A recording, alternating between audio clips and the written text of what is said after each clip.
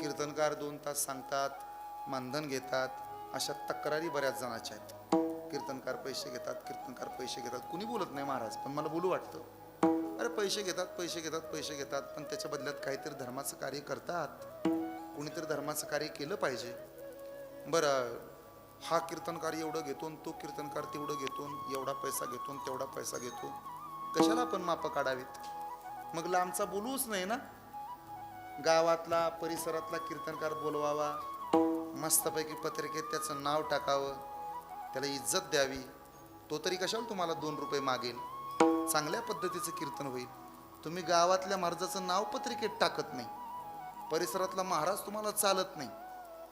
आणि महाराज लोक पैसे घेतात, महाराज लोक पैसे घेतात. परमार्थक बिघडला आणि वारकरी बिघडले आणि कीर्तनकार वाया गेले. काय नाही, कीर्तनकार कोण वाया गेलं नाही. आणि म्हणे काय नाही, कीर्तनाचा दर्जा खाली आला. कीर्तनाचा दर्जा नाही खाली आला, तुम्ही नको त्याला बोडवायला लागला. काही चांगले महाराज नाहीत का?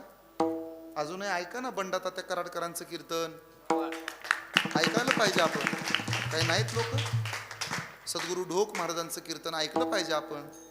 संदीपान महाराज हासेगावकरांना ऐकलं पाहिजे आपण. जयवंत बाप्पा बोधलेंना ऐकलं पाहिजे. चंद्रशेखर महाराज देगलूरकरांना ऐकलं पाहिजे.